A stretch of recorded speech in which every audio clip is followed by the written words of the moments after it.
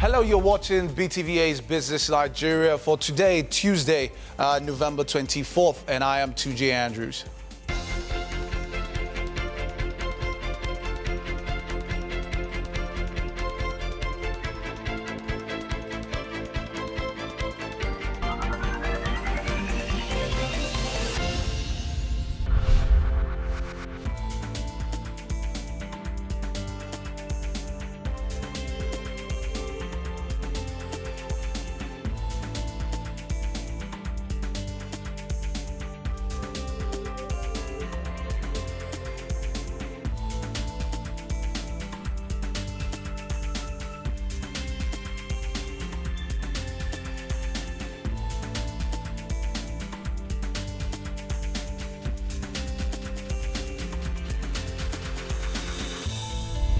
Now, in the biggest news out of the Nigerian space today, the Nigerian Monetary Policy Committee concluded its 247th meeting. And what followed is the announcement most players in the manufacturing space have been yearning for over a year. That is a slide in the MPR. Now, to dig into this, I have in the studio with me Oluwashina Olubu, the Express Discount Asset Management Research and Intelligence Head, and BTVA's Head of Research, Adeboyega Olatude. Thank you guys for joining us in the studio. Thank you. Now, key indicators. We saw the central bank governor, Godwin Emefiele, just a few minutes ago, talked about the fact that we're going to see a reduction in MPR from 13 to 11%. Then we're going to also see a reduction in CRR from 25 to 20%. First of all, let's start with MPR. What is he trying to target with reducing MPR? One sentence: getting banks to lend to the real sector. Nothing else. Well, I mean, that's still debatable, because I mean, at the end of the day, will banks still lend? But that is still something we have to. I'm sure if you were to take the picture or video of the Manufacturers Association of Nigeria when these announcements were made, you'd be seeing people clapping and jumping for joy right now, because the major problem you've always had has been access to credit. Well, permit me to say that the GDP figures for Nigeria, which depicts how productive the economy is, has been abysmal in the last few quarters. About a decade ago, the GDP figure averaged between 5% and 6%. Yeah. But what it has been between 2% and 3%, which is very low. So, and the figure released by MBS some few months ago also showed that unemployment rate has been on its. But GDP is expected to end the year at 4%. So that presupposes, yeah. Well, it cannot end there. We do realize that for us to end the year at 4%, we have to grow at about 7.9% in the last quarter, which is, I don't think, feasible anymore. But now let's go back to the MPC meeting. I mean, it was critical what the Governor Emefiele said.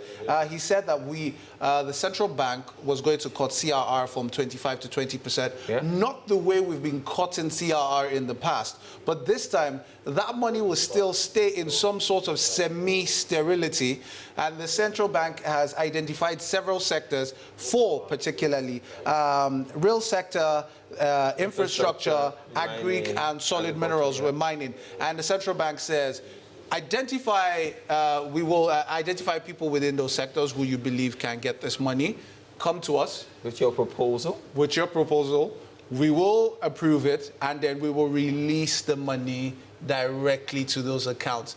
Do you see this working? Well, I will reckon that it was important for CBN to put that caveat. The reason is simple. The last time the CRR was dropped from 31% to 25%, I think some liquidity about 300 billion was freezed. About 300 billion was released into that sector. And then, but did that end up being used for lending? No. Now, if you estimate, now to buttress his point, now if you estimate that for every 100 basis points that they reduce CRR by, it brings about an additional 50 billion naira, because from 31 to 25, about 300 billion in liquidity was released. So if you say, okay, based on that, can we say by reducing it from 25 to 20, you're going to have an additional 250 billion naira released as liquidity? Now, the question is, you have 250 billion naira that people are supposed to access to lend. I want to ask you a question. It was I want to ask important for the CBN to bring up a framework that will ensure that the monies are directed to where they are intended. Good. Exactly. Now, this is the question I need to ask. Prior to now, the structural issue that banks have had is not a case of we do not want to lend, but who do we lend to? Now, we have a few group or basket of customers who we can identify them. We know where they are. If the loans go bad, we know how to get our money. How will this push to, because you know, prior to now, we've seen a lot of banks go into the fixed income space, and a lot of income has come from there. So this entire push is saying, banks, you must do the business of banking. Now you're pushing them into uncharted waters. Are we ready? But not necessarily. I don't agree with that. And the reason why I don't agree with that is the primary responsibility of a bank is to grow its assets by lending, not placing your funds, your lendable funds, into government securities. Now, that was also part of the reason why the government even had to implement the TSA. Yeah. Because you have a scenario where I will take money from government at very low rates. I use the same money to buy government-backed securities. Yeah. Oluwaseun, you guys have still not answered the question. Are the banks ready to go all out lending? Let me react to that. I want to disagree with you on the comment or the sentence that the banks are being forced to chart on untested waters. No. And the reason is simple.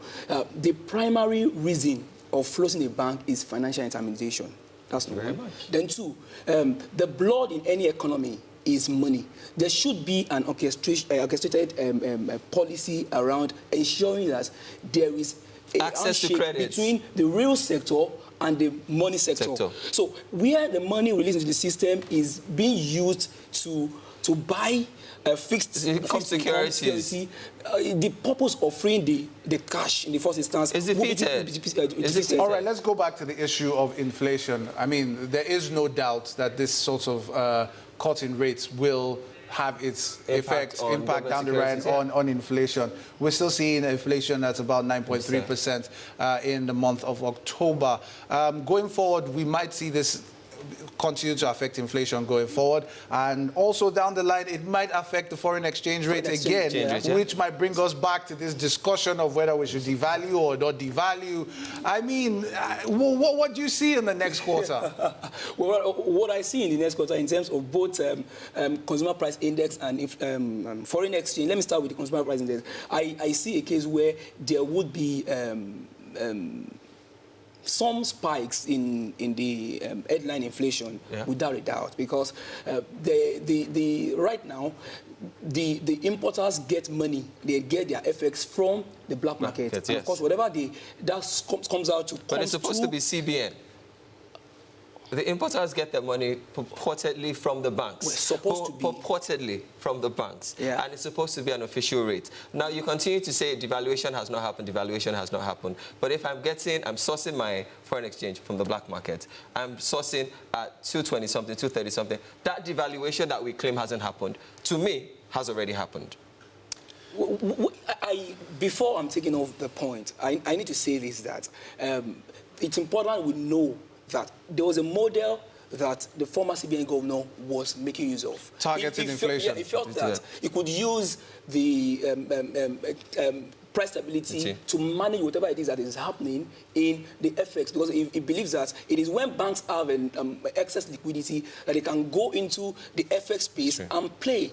And what you see more often than not is a case where banks go with fictitious demand, and then they do all sorts of round tripping. And that was why he did all he could to squeeze liquidity from these guys. And that was all took us to 30% in the first instance. So it's important to know that now that we have liquidity in the system, now. So we cannot leave it at a level where it was liquidity shortage that led us to. So there was a need to readjust. Quickly before we round up, we're talking about fixed income yields now coming significantly very low. Very low. We're seeing 8%, 4%. Well, I mean, that is basically not very attractive, especially when you see that inflation numbers are still higher than that. So who's going to go into that space? That's what I'm saying. That what the policy for every economy, not just Nigeria, people who come up with policies, they have something at the back of their mind. What they are right now, what they sung in the mouth of even the vice president some few days ago is that they need to reflect the economy. That's why you are talking about between 7 to 8%, 8 trillion naira for a budget. That's massive, and then they are saying that about 40% of this will probably go to the capital expenditure. So if that clearly tells you the direction of the economy, and they need to reflect the economy and stimulate employment as much as possible. We'll continue to follow that story. We'll be speaking with Oluwashina Olubu, Express Discount Asset Management Research and Intelligence Head, and BTVA's Head of Research, Adeboyega Olatunde. And we've been talking about possibly the most controversial yet interesting MPC in over a year. Over the next 2 months and ahead of the next MPC in January, we will be watching the developments as closely as the CBN and will report as appropriate. Till tomorrow, it's Business Nigeria, and I am Tunji Andrews. Keep doing business, Nigeria.